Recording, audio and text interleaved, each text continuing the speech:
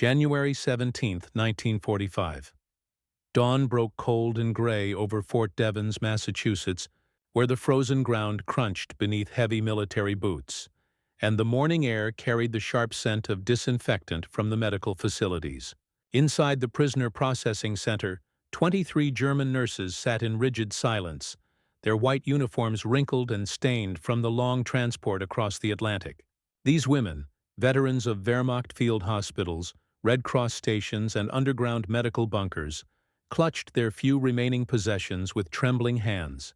Among them sat Margot Fischer, a 28-year-old surgical nurse from Bavaria who had spent 3 years treating wounded soldiers in the caves of Normandy, and Ingrid Müller, a Red Cross volunteer who had witnessed the collapse of German medical infrastructure in the final months of the war.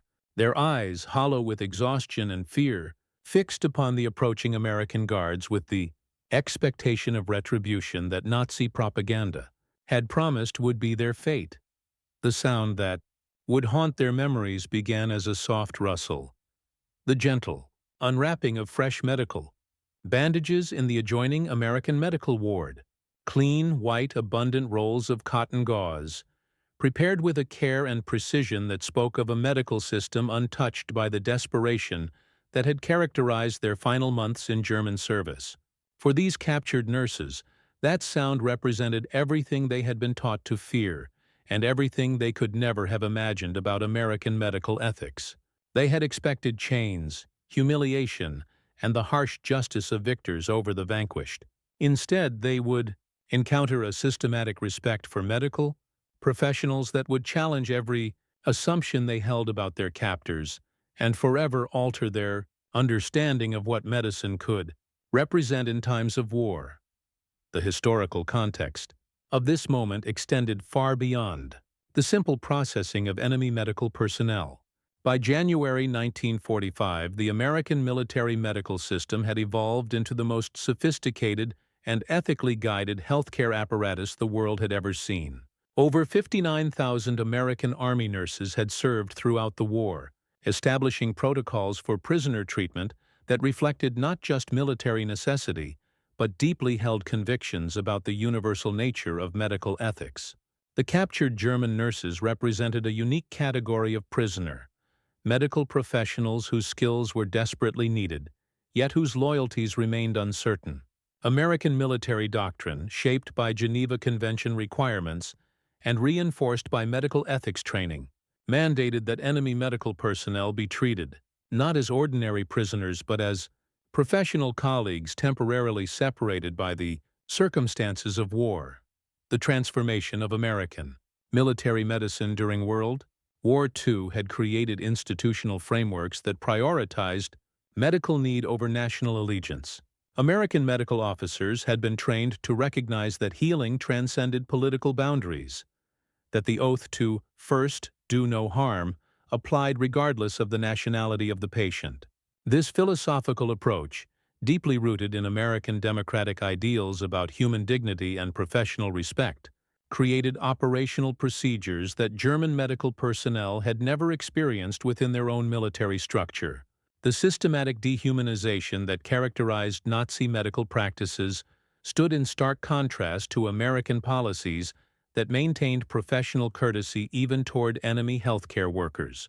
For the German nurses awaiting processing at Fort Devens, their expectations had been shaped by years of Nazi propaganda describing American barbarism and systematic mistreatment of prisoners. They had been told that capture meant dishonor, assault, and likely death. Many had witnessed the harsh treatment accorded to captured Soviet medical personnel by German forces and assumed that similar retribution awaited them. Their final months of service had been marked by increasing desperation as medical supplies dwindled, equipment failed, and the infrastructure of German military medicine collapsed around them. They had operated in caves, treated patients without anesthesia, and watched helplessly as wounded soldiers died for lack of basic medical materials. The abundance they were about to witness would seem impossible, the respect they would receive incomprehensible. The first indication that their expectations might prove incorrect came when an American medical officer entered their holding area carrying a clipboard and wearing the insignia of the Medical Corps. Colonel James Mitchell, a veteran surgeon from Johns Hopkins Hospital, approached them with a demeanor that reflected neither hostility nor suspicion, but professional curiosity. His first words, delivered through a German-speaking interpreter, would echo in their memories for decades. "Ladies, we understand you are medical professionals. We would like to discuss your backgrounds and determine how your skills might be utilized during your time in our custody." The simple courtesy of being addressed as professionals, rather than prisoners, represented a conceptual framework, entirely foreign to their experience, of military hierarchy and enemy treatment. What followed defied every prediction. Nazi ideology had made about American character and democratic weakness. The German nurses were escorted not to punishment cells but to clean, well-lit barracks furnished with individual beds, adequate heating, and basic medical texts in German translation. Their personal medical instruments, confiscated during initial processing, were returned after cursory inspection, a gesture that acknowledged their professional identity and suggested trust that contradicted everything they had been taught about American duplicity. Most shocking of all, they were informed that qualified German medical personnel would be invited to observe American medical procedures and, if willing, to assist in treating wounded soldiers of all nationalities held at the facility. The symbolic power of medical bandages became apparent during their first tour of the American medical facilities. As the German nurses walked through ward after ward of the base hospital, they witnessed an abundance of medical supplies that seemed almost fantastical to women who had spent months rationing single-use items and performing surgery with improvised instruments. Rolls of pristine white bandages sat in unlimited quantities on supply shelves. Sterile surgical instruments gleamed in well-lit operating theaters. Medications that had become precious rarities in German hospitals were available in quantities that suggested an entirely different understanding of medical resource allocation. The administrative processing of the German nurses revealed the systematic nature of American respect for enemy medical personnel. Each woman was interviewed individually by medical officers who inquired not about military intelligence, but about their medical training, specializations, and experience. Their credentials were recorded with the same care accorded to American medical professionals. They were asked about their medical needs, dietary requirements, and professional interests. Most remarkably, they were informed of their rights, under the Geneva Convention, regarding medical personnel, protections they had never been told existed, and standards of treatment that exceeded anything they had experienced within German military medicine. The first direct encounter with American medical ethics came when Margot Fischer, the Bavarian surgical nurse, was invited to observe an operation on a wounded German prisoner. As she entered the American operating theater, she witnessed procedures and protocols that challenged her fundamental understanding of wartime medicine. The patient, a young Wehrmacht soldier captured during the Battle of the Bulge, received the same quality of care, the same attention to sterile technique, and the same post-operative monitoring that would be accorded to an American serviceman. When American surgical nurses noticed her presence, they acknowledged her with professional courtesy and even solicited her opinion on certain aspects of patient care. The abundance of medical supplies available to American forces represented more than material prosperity. It reflected a philosophical commitment to healing that German nurses had never witnessed in their own military service. Fresh bandages were changed daily rather than rewashed and reused. Surgical instruments were sterilized between each procedure rather than simply wiped clean. Medications were administered based on medical need rather than availability. Pain management protocols existed for all patients regardless of nationality. The contrast with their recent experience of German military medicine, where supplies were hoarded, equipment was shared between multiple medical units, and treatment decisions were often based on resource limitations rather than medical requirements, proved overwhelming. The respect accorded to their professional expertise manifested in unexpected ways throughout their captivity. American medical officers consulted with them about surgical techniques they had developed under battlefield conditions. Their knowledge of treating massive trauma with limited resources was recognized as valuable expertise that could benefit American medical practice. Several German nurses were invited to participate in medical case discussions, where their opinions were solicited and their suggestions implemented. The intellectual exchange that developed between German and American medical professionals created a form of professional collegiality that transcended national boundaries and demonstrated the universal nature of medical knowledge. The psychological impact of this treatment proved profound and lasting. Women who had entered American custody expecting abuse, humiliation, and harsh punishment found themselves treated as professional colleagues whose expertise was valued and whose dignity was respected. The cognitive dissonance between Nazi propaganda and American reality created a fundamental reevaluation of everything they had been taught about democratic values and American character. Many began to question not just their assumptions about their captors, but their understanding of the war itself and the cause they had served. The daily routine established for the German medical prisoners further reinforced American commitment to professional respect. They were housed in facilities comparable to those provided for American medical personnel. Their meals included adequate nutrition and variety, with attention paid to dietary requirements and cultural preferences. They were provided with medical journals, professional literature, and opportunities to maintain their medical knowledge during captivity. Most significantly, they were treated as medical professionals temporarily prevented from practicing their calling rather than as defeated enemies deserving punishment. The interaction between German nurses and their American counterparts revealed the transformative power of professional solidarity that transcended national boundaries.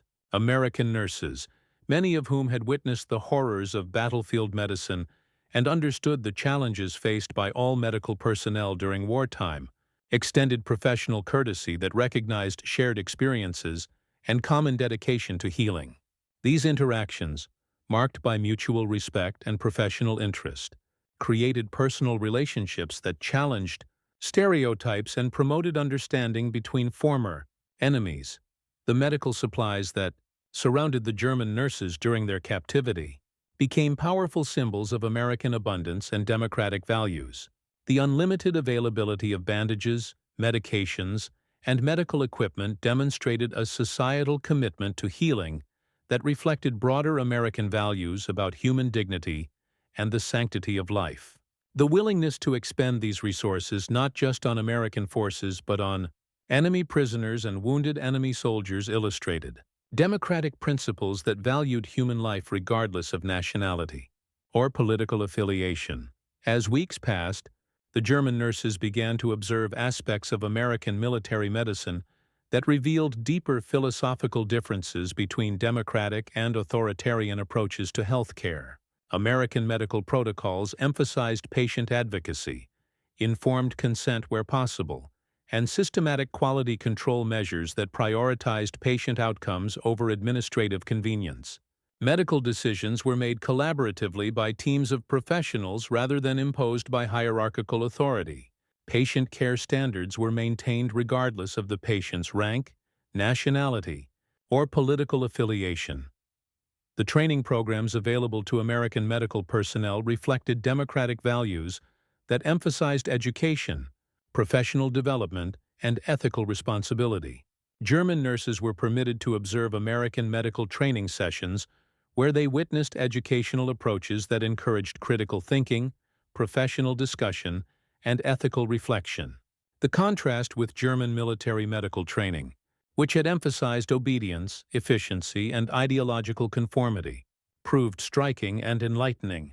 The gradual integration of German medical prisoners into the daily routine of American medical facilities demonstrated institutional flexibility and humanitarian commitment that challenged German assumptions about democratic weakness and inefficiency. Rather than creating security problems or administrative complications, the inclusion of German medical professionals actually enhanced the overall quality of medical care available to all patients. Their expertise in treating trauma under resource-limited conditions proved valuable in certain situations, while their presence provided opportunities for professional exchange that benefited all medical personnel involved. the personal relationships that developed between individual German and American nurses revealed the human dimension of professional solidarity that transcended national boundaries. Women who had been taught to view each other as enemies discovered shared experiences, common challenges, and mutual respect based on their dedication to healing.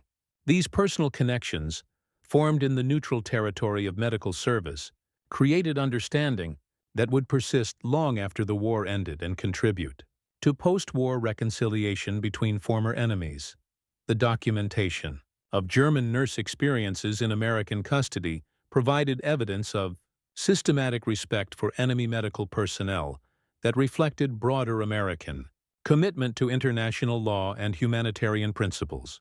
Military records show that German medical prisoners received treatment that exceeded Geneva Convention requirements and demonstrated American dedication to maintaining high ethical standards, even in wartime conditions.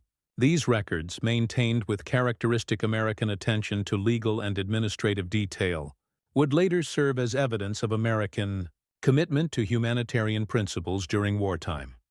The medical care provided to German nurses themselves during their captivity illustrated American commitment to health care that recognized no boundaries of nationality or political allegiance.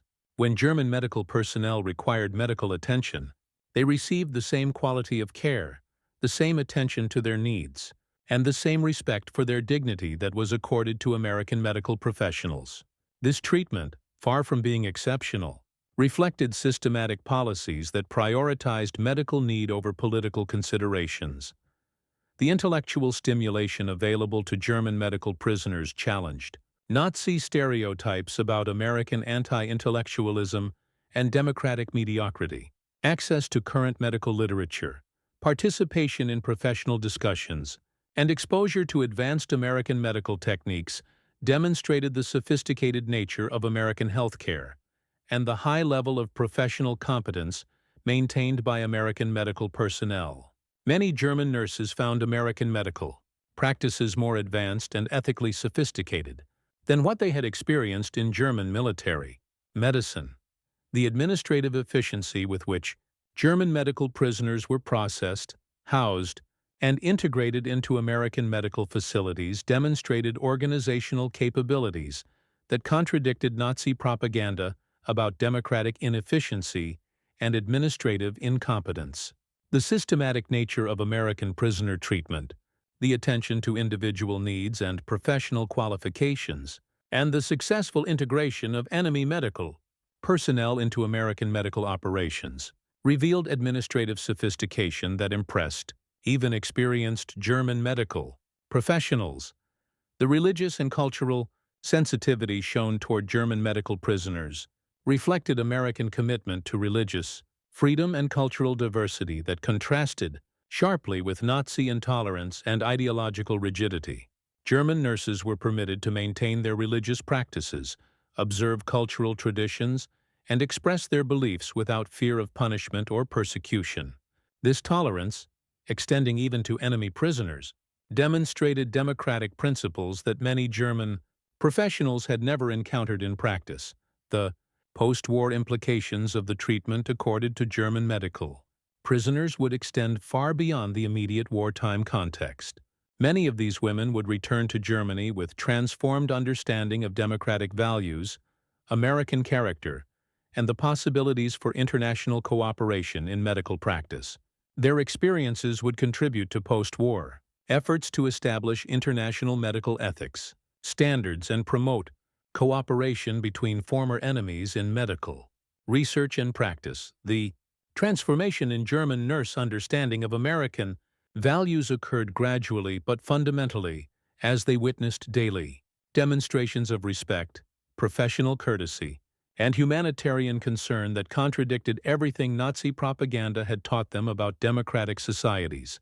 The abundance of medical supplies, the quality of patient care, the respect for professional expertise, and the systematic attention to individual dignity combined to create experiences that challenged their basic assumptions about American character and democratic capabilities. The sound of fresh bandages being unwrapped, that simple everyday occurrence in American medical facilities, became for many German nurses a symbol of the abundance, respect, and humanitarian values they had discovered in American captivity. The contrast with their memories of rationed supplies, improvised equipment, and hierarchical disrespect in German military medicine created lasting impressions that would influence their post-war careers and their understanding of what medical practice could achieve when supported by democratic institutions and humanitarian values.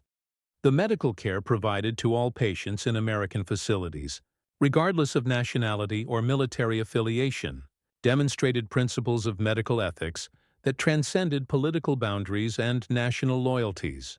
German nurses witnessed American medical personnel treating enemy soldiers with the same care and attention accorded to American forces, administering pain medication to German prisoners, and maintaining professional standards that prioritized patient welfare over political considerations. These observations challenged German understanding of wartime medical practice and revealed ethical standards that many had never encountered. The educational opportunities available to German medical prisoners reflected American commitment to professional development and intellectual growth that extended even to enemy personnel. Access to medical journals, participation in case discussions, and exposure to advanced medical techniques demonstrated democratic values that emphasized education, professional improvement, and the free exchange of ideas. Many German nurses found these opportunities more extensive and intellectually stimulating than what they had experienced. In German medical institutions, the personal dignity accorded to German medical prisoners throughout their captivity reflected systematic American respect for individual worth that transcended national boundaries and political affiliations. They were addressed by professional titles, consulted for their expertise, treated as colleagues rather than enemies, and accorded respect that recognized their contributions to medical knowledge and patient care. This treatment, far from being exceptional, reflected institutional policies that maintained professional courtesy even toward enemy personnel. As the war in Europe approached its end, the German nurses held at Fort Devens and other American facilities faced the prospect of repatriation with mixed emotions. Their captivity had provided them with experiences that challenged fundamental assumptions about American character, democratic values, and the possibilities for international cooperation in medical practice. Many had developed professional relationships with American medical personnel that they valued and hoped to maintain. Their understanding of medical ethics, professional standards, and humanitarian values had been transformed by exposure to American practices that demonstrated possibilities they had never imagined. The final processing of German medical prisoners for repatriation provided opportunities for American medical officers to document the impact of respectful treatment on enemy personnel and to gather information about German medical practices that could inform post-war medical cooperation. Many German nurses expressed gratitude for their treatment and indicated willingness to participate in post-war medical exchanges that could promote international cooperation in healthcare. The relationships formed during captivity had created foundations for future collaboration that would contribute to post-war reconciliation and international medical development. The white bandages that had symbolized American abundance and humanitarian values throughout their captivity would remain powerful symbols for German nurses as they returned to a devastated homeland where medical supplies were scarce and medical infrastructure had been destroyed. Their memories of American medical abundance, professional respect, and systematic attention to patient care would provide models for post-war reconstruction of German medical institutions and inspiration for maintaining professional standards under difficult conditions. The transformation experienced by German medical prisoners in American custody represented more than individual change. It demonstrated the power of democratic values and humanitarian principles to transcend national boundaries and political conflicts. The respect accorded to enemy medical professionals, the abundance of medical supplies, and the systematic attention to professional dignity had created experiences that challenged assumptions, promoted understanding, and contributed to post-war reconciliation between former enemies. In the quiet moments before repatriation, as German nurses packed their few possessions and prepared to return to an uncertain future in a defeated homeland, many reflected on the experiences that had transformed their understanding of American character and democratic values. The sound of fresh bandages being unwrapped in American medical facilities had become a symbol of abundance, respect, and humanitarian concern that would influence their post-war careers and their understanding of what medical practice could achieve when supported by democratic institutions and guided by humanitarian principles. The legacy of their treatment would extend far beyond their individual experiences to influence post-war development of international medical ethics, promotion of cooperation between former enemies, and establishment of standards for treatment of medical personnel during armed conflicts. Their testimony about American respect for enemy medical professionals would contribute to broader understanding of democratic values and help establish foundations for international cooperation in medical research and practice. The white bandage, simple, practical, abundant in American medical facilities, had revealed itself as a symbol of values that transcended national boundaries and political affiliations. It represented not just medical care, but respect for human dignity, commitment to professional excellence, and belief in the universal nature of healing that could unite former enemies in common cause. For German nurses who had experienced this abundance and respect during their captivity, the white bandage would forever symbolize the transformative power of humanitarian values and the possibility for reconciliation, even between the bitterest of enemies. The final irony was not lost on those who witnessed this transformation. Women who had entered American captivity as defeated enemies had discovered in their treatment a vision of medical practice and humanitarian values that would guide their post-war service and contribute to the reconstruction of German medical institutions along more democratic and humanitarian lines. The respect they had received as enemy prisoners would inspire them to extend similar respect to future patients and colleagues, creating ripple effects that would influence medical practice for generations to come. In the end, the sound of unwrapping bandages had proved more powerful than the sound of artillery, more transformative than the rhetoric of war, and more lasting than the hatreds that had divided nations. It had revealed the truth that healing knows no boundaries, that professional respect transcends political loyalties, and that humanitarian values possess the power to transform understanding and create foundations for lasting peace between former enemies. The white bandage, symbol of American abundance and democratic values, had become an instrument of reconciliation that would influence the post-war world in ways that battlefield victories never could.